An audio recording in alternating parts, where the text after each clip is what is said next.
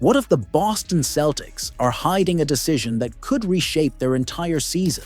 And what if that decision revolves around a player who wasn't even supposed to last this long in green? Today, we dive into a story that mixes confusion, strategy, and a hint of controversy. A story that exposes how the team really sees Anfernee Simon. The twist, of course, is that the truth is far more complicated than most fans realize. And the urgency is real, because every move Boston makes right now could echo deep into the playoffs. Simons arrived in Boston as a financial maneuver, not a basketball priority, at least not on paper. His $27 million salary was supposed to move again quickly, and insiders even expected to see him in black and white with the Nets, or playing a different shade of green with the Bucks. But that didn't happen, and here is where the real tension begins to rise. Why keep a player who wasn't in the original plan? Some analysts claim Boston hesitated because they saw flashes of long-term value.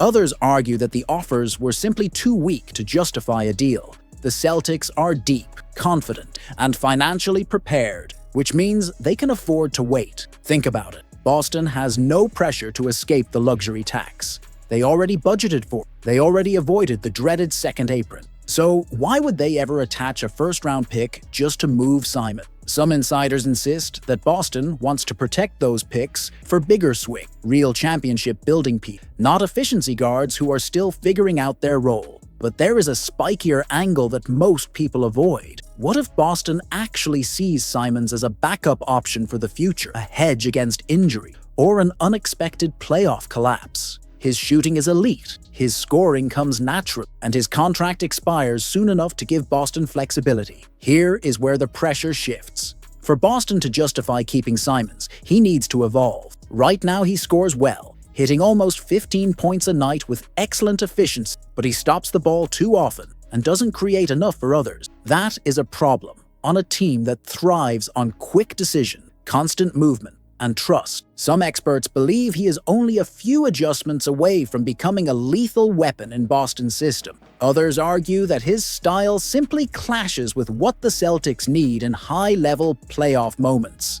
And then the uncomfortable question arrives. Can Boston afford to wait for his evolution when this season might be their best shot at another title? So here is the final twist, the one we hinted at from the beginning. The Celtics are not confused about Simons.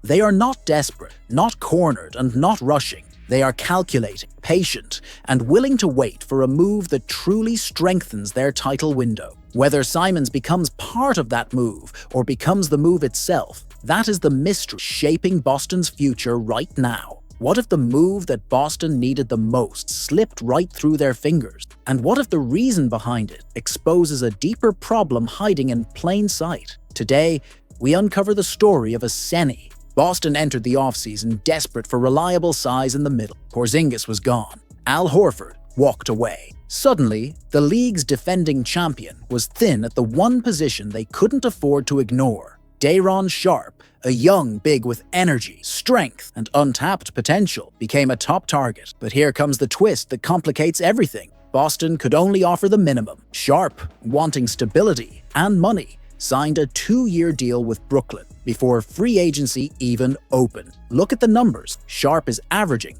almost 7 points and 5.5 rebounds in limited minutes, and he has already posted strong games, including 16 and 7 against Boston itself. These aren't superstar stats, but they are exactly the kind of production that stabilizes a contender's bench. Analysts argue that Sharpe's physicality and rebounding would have plugged one of Boston's weakest early-season holes. Others insist that his style could have clashed with Boston's spacing-heavy offense. But here is the uncomfortable tension that won't go away. Boston entered camp asking Neemias Queta to handle responsibilities that Sharpe might have been better equipped to manage. The Celtics are relying heavily on internal development. Queta has shown flashes. Xavier Tillman can contribute. Luke Kornet thrives in bursts.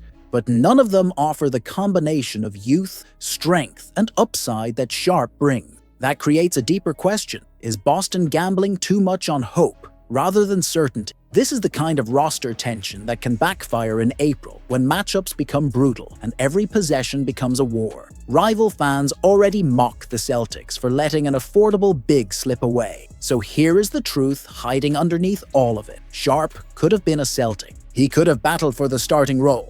He could have changed the shape of Boston's front court, but the deal never happened. And now, every rough night in the paint will bring that missed opportunity back into focus. Tell me in the comments. And get ready, because the next chapter in Boston's front court drama is coming faster than anyone expects.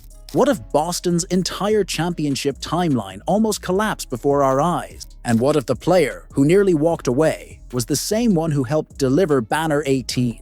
Jaylen Brown just years of trade rumors, endless speculation, and the constant feeling that he was a piece the franchise might sacrifice pushed him to the edge. He believed he could grow more, score more, and finally be treated like a #1 option somewhere else. But here is where the tension kicks in. Brown wasn't wrong to think he was being held back. The numbers show that his usage rate in several seasons ranked lower than players far less talented. Enter Tracy McGrady, one of Brown's childhood idols. A scoring machine, a player who once walked away from Vince Carter and the Raptors seeking his own spotlight. Brown expected a message of independence. Instead, McGrady told him something entirely different. Stay, win, build something rare. And that moment hit harder because it came from someone who had lived the consequences of choosing the solo path. Brown said he carried that advice into the 2024 title run, which made every moment sweeter. But this creates a deeper,